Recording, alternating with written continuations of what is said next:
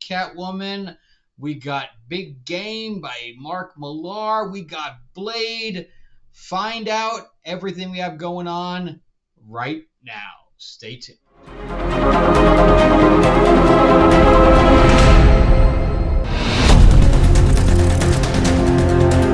All right, we're back with your host, Frank Zanca. I am an award-winning screenwriter, novelist, and filmmaker, as well as a comic book writer.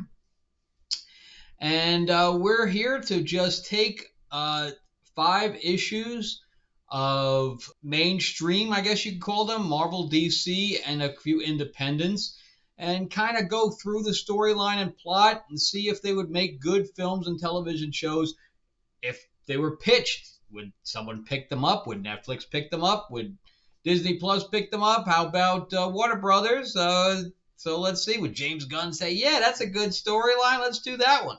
So let's find out right now. And we're going to start with Catwoman. But before that, make sure you like and subscribe. Give me a thumbs up. Give me a middle finger. Whatever you want to do. But thank you so much again for watching. But let's delve right into it with Catwoman number 57. So this is the continuation of the Gotham War. This is where Batman and Catwoman are having a disagreement because Batman was in a coma for 2 months because of night terror, which was again not a good storyline there. And now she decides that she's going to escape from prison. She's going to take supervillains with her. She's going to reform other, basically, people that worked for the Penguin and Riddler, whatever else, doing harm to people. So violent crime has dropped considerably, according to her.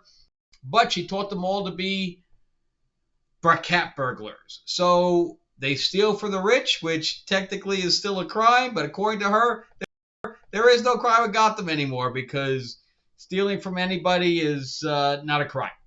So Batman disagrees with that. He says, yeah, it's still a crime. So that's where this Gotham ruler still is going on. And so he's lost his fortune because Lucius Fox stole it. So Bruce Wayne no longer has a fortune. And now, as of the last issue, Vandal Savage, who's immortal, now took Wayne Manor. So he's got to move out of Wayne Manor because now he's got nothing. I don't know what they're doing here. So Alfred's dead, Wayne Manor's gone, his fortune's gone. I don't need it now, and now half of his team, 90% of his team, has now following Catwoman instead of him. This is really, in my opinion, very bad. This is a very bad idea. It's been a culmination of just bad. And now we have Tini Howard, who's not really a good writer, and Chip Zdarsky, who are hooking up together to create this storyline between the Batman run and the Catwoman run. So this one here starts out with him, fighting with Vandal Savage, verbally. And then, since when is Jason Todd, Red Hood, that much taller than Selina? What is going on? She looks like a midget. I don't even know what's going on there. That's really bad as far as I'm concerned. He's not that big. He looks like he's 8 feet tall. So there's a whole big battle between Batman and Red Hood in this, and thankfully, at least, Batman comes up on top.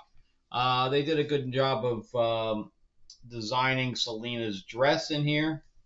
And, of course, we have a costume party, and so Batman wins his battle with Red Hood. And we have a little conversation between Nightwing and Catwoman, whatever, because he's one of the turncoats. I really understand that. And then Vandal Savage shows up at the party. They do a nice little dance, and this is the only real part I liked because I actually liked this character. But the character that Catwoman has confided in the most, Marquis, turns out to be Scandal. So I did like that twist. But that's about the extent of it. So Catwoman, the whole Gotham War thing, would it make a good film or television show? Not as it's written. Not as it's written. I like the idea of Catwoman and Batman kind of fighting for their piece of the city and their ideology, but this is not how to do it. This is not how to do it. So I would say a no. That would be a no. So let's move on to Marvel. We have the Invincible Iron Man. The only reason I picked this up is because we have this wedding going on between Emma Frost and Tony Stark, who barely know each other. So I was very interested about how they were going to pull this off because it's just odd. Everybody thought it was just odd. I mean, it's just the way it is. So there was a little more explained in here. Well, she knees him in the nuts, and he falls to his knees, and I guess she has an inhibitor in this ring, so he gives the ring back to her, and somebody saw this, and they thought he was proposing, and it was somebody they needed to get into the head of, and Emma Frost is in this disguise, so she doesn't even look like Emma Frost, which is weird anyway, because in comics it's hard to tell who's who, unless they have a certain look. So she has a wig on and all this stuff, and they actually go through with the wedding, and then they get into this guy's head who works for Orcus, and because Tony's his Stark tech has been taken by the guys that make the Sentinels, so the Sentinels now look like Iron Man. That's kind of a cool idea, actually. So anyway, so they kind of elope, and he ends up crashing it. Meanwhile, Rhodey is in prison. So Tony asks Kingpin to step in, and Sandman ends up helping him out. And so there's that. And here's what Emma looks like in disguise. She has that dark straight hair, and there's that purple guy that they're trying to get into the head of. And so, here's him semi-proposing and being on his knees. I don't know. I don't know. So anyway, he is kind of simping for her by, I guess she's a good kisser, because he ends up simping for her later on, and they go through with the wedding. So I guess they're semi-married now. And she's waiting for him in the dress, so they don't actually arrive together or anything like that. And so they get into the guy's head, and they realize that he has to forget everything. And but they want to continue with the charade for now, and that's about the extent of it.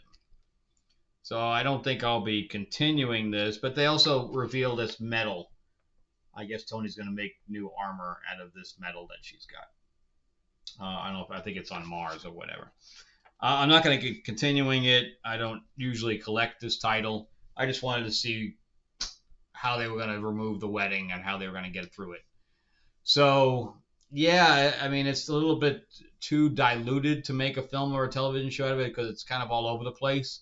So I'm going to say no, although it's interesting with Iron Man getting involved. Iron Man gets involved with everybody. He gets involved with, X-Men.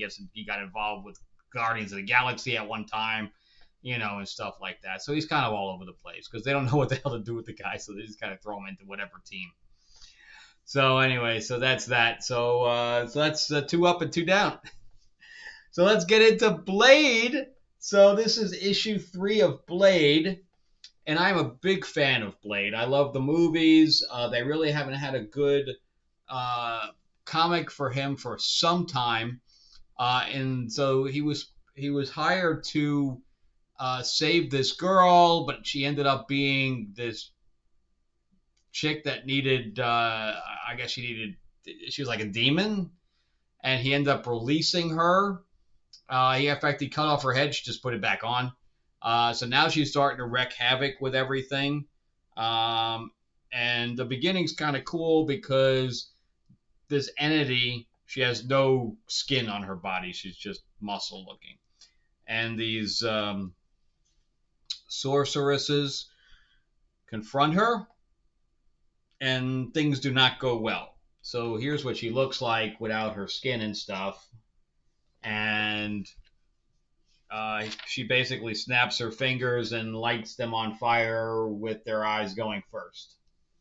And he's upset, or she's upset that the Sorcerer Supreme didn't show up, which is kind of interesting.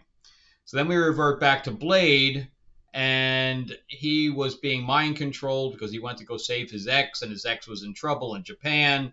And there's this like Cthulhu-looking thing, and it's got connected, and he's trying to fight the mind control, which he does, and he injects the thing with something, and he's kind of cool. He says, wait for it," and whatever he inject it with makes it. I mean, how great is that panel where it's almost like him walking away from an explosion kind of thing, but the whole thing just implodes. So he's with the girl. He's supposed to help find this entity, and then they just go out for like Chinese food or Japanese food or whatever. I think they're in Tokyo, so and they want to find a sword or something like that that'll fight the entity. And they're like, yeah, it's on what the guy that has it. He lives on a train because they're like, oh yeah, we'll just infiltrate his compound. It's easy. It's basically a Tuesday. But then she reveals that the compound's actually a train, so nobody can track him. And you can look at this too. They're making a White Widow series, so I'm gonna have to get that. I like Yelena Belova. So then they get attacked in the restaurant, and as they're about to fight it, this whole energy surges through the restaurant, and Blade's like, "What's going on here?" And who shows up? But Stephen Strange, going, "What are you guys going on here, man? What are you doing?" I am loving this. This is really, really good stuff. And I miss seeing Blade. This is by Brian Hill. I don't think I've even read anything. If I've read anything by him, I don't recognize it. But he didn't destroy the character in here. As far as I'm concerned, this is a really good issue. This is a really good story arc. Would it make a good film or television show? I want to see this. So I know that the Blade movie was supposed to be really bad because they were bringing in Blade's daughter and all that stuff. But this is how to write Blade. Give me supernatural stuff. I don't care if Doctor Strange makes an appearance. That's awesome. So I would love for them to adapt this into a Blade movie. Mahershala Ali there, he didn't really look like Blade to me. Snipes is still my Blade. I don't know how old he is now, but get somebody like him. So that's a yes for Blade. Okay, now we're doing issue 2 and issue 3 of Big Game. So this is Mark Millar's universe. Mark Millar has a deal with Netflix. He is the creator of Hit Girl and Kick-Ass, so you might remember those. He also, all the movies with Kingsman, he also created all of that. So this guy has a lot of stuff that's already been turned into movies and television shows, and on top of that, he has a deal with Netflix right now. So he also did a series called Nemesis, which is almost like an evil Batman. He also did a series called Ambassador. I didn't read either one of these. I just watched other people's reviews. I read issue 1 of both of them, but didn't continue. Well, neither one of them really interested me. But Ambassadors was about the fact that they could give powers to people, and they gave powers to one person in each country, and then their name became their country. So Korea, etc. Although they said Paris in this, but it was supposed to be France. They said called her France in one panel and Paris in another. But that was weird. So the bad guys are kind of taking over. Nemesis got recruited in the last thing by the fraternity. So the fraternity is starting to kill all these people. And I guess they changed history to a certain extent. So you have these chrononauts.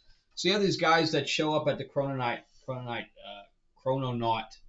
headquarters. And they're like, look, we can't really turn the thing on because it costs like $1 billion. He's like, I'm wiring the money right now. So the guy's like Elon Musk. So they go back in time because they want to see if superheroes existed in the other before this timeline forked. So they go back in time, and it's obvious that, and the artwork's pretty good in this. So they go back in time to basically see Superman, and they even say, here's the phone booth. That's where he changes in. And there's this, they're looking up at the Daily Planet. I mean, they didn't even try to hide some of that. I mean, there's the Daily Planet right there on the bottom. And then they're like, look, an alien spaceship's coming in. Oh, he's going to show up. He's going to show up. And you can't tell me that's not Superman. Right there. So, I mean, he copied Superman completely. He just hid any kind of colors and everything like that so they couldn't hit him as a copyright thing. So then this is where it gets shocking. They come back from time. They're like, we achieved what we wanted to achieve. We proved it. Blah, blah, blah. Now we got to figure out what's going on. How did this all get changed? And as soon as they walk through the portal, they get shot to shit. They all get killed.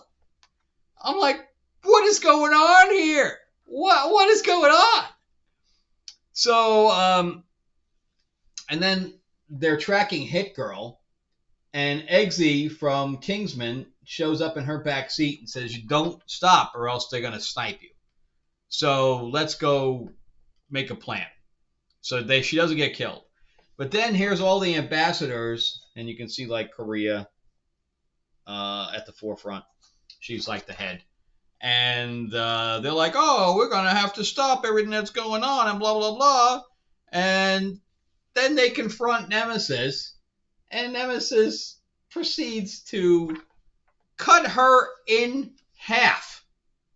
So he spent all this time developing this character, and then in one issue, she's dead. Cut in half. Then he proceeds to kill all the other ambassadors. So they all have superpowers, but he's just wrecking havoc with them. And even the last guy, he didn't last. So he literally killed everyone. And then they advertise the other things in the back. Why do you want to read those now if everybody's dead?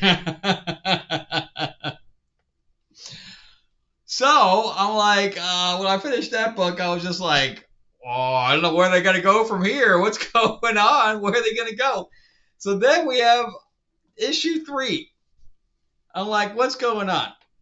So then they introduce this other superhero guy, and he's got this cute little teddy polar bear in his backpack, and they proceed to blow him up. That's the first 2 pages. This poor guy's running around. And then they meet this other guy that's in a wheelchair. He's like, look, I don't have any superpowers anymore. That thing's all over. But they said, well, he's too much of a risk, so they blow him up too. So now, and then we have 2 deaths. And then we have this whole nightclub about the whole series about these guys lived through all this with this battle with this other vampire thing. And they have new vampires, and they want to be superheroes, but so they have vampire powers. And then they run into these guys. And then the guys say, yeah, I'm just going to put you in a whole vat of holy water. And they both die. There's 3 of them. There's 1 left. The fat guy's left. So we had a whole series about these guys are heroes. They went through all this shit. In 1-2 pages, they're dead. So then we get to Kick-Ass. And Kick-Ass has I don't know if he's got a family, but he definitely has a girlfriend now. He's settled down. And he's hearing everything that's going on. And he says goodbye to his girlfriend. He says, I got to go do this. I'm going to go meet with them. The Magic Order shows up, and they're like, we can't get involved. So then we get on to Hit Girl and Eggsy. We're back from that. And they're going to go infiltrate the Chrononauts over there. So they're going to visit the Chrononauts. They find them all dead. And then they get attacked. So they attack back. But poor Eggsy, man, after kicking ass, look at that. He's got one paddle, he's kicking ass. The second paddle, his head blown off. What is going on here? What is going on? So then the bad guys, the main bad guys show up, and they have Hit Girl cornered. And Hit Girl had dragged one of the Chrononauts over. And in the last issue, they show how easy it is to program the thing. And since she's kind of going to start, she has no idea. And so she just programs the thing, and they lose her because she goes back in time. Except she totally messed up the time thing, and she's back in the time of the dinosaurs.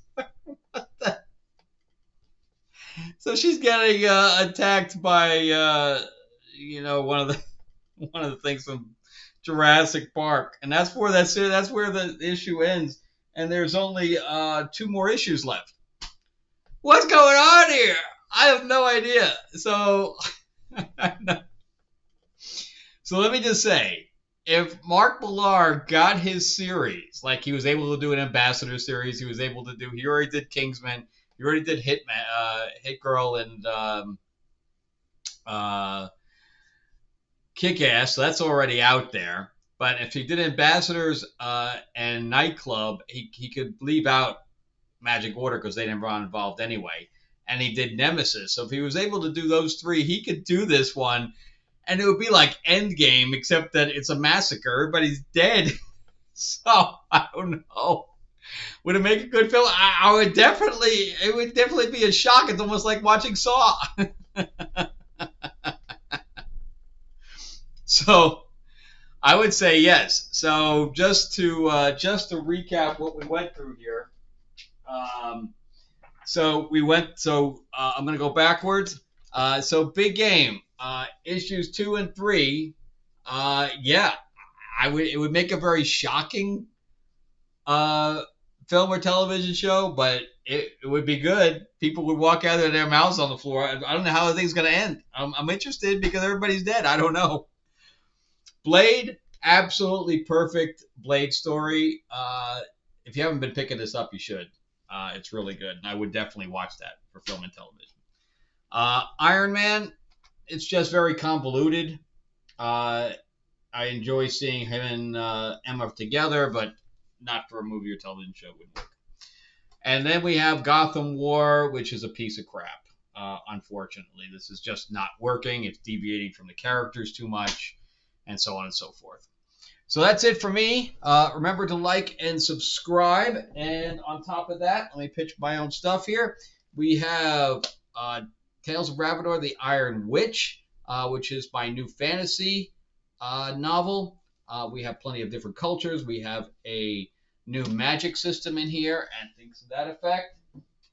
So definitely a new world to get into. And then we have my sci-fi extravaganza here based on my 4-novel series. It also is an audiobook, a board game, and an RPG. And it has plenty of aliens and androids and space battle and a big twist if you see it coming or not. And this is my vampire mob in the 1950s. It's more of an adult book because we do have some nudity in here, and we have definitely more blood and guts. So if you like vampire stuff and you like a little bit of Hollywood history, I do have Marilyn Monroe in and things like that. But anyway, check this out. You can buy it at the link below, and I'm also going to have it on Kickstarter coming up when we do issue 2.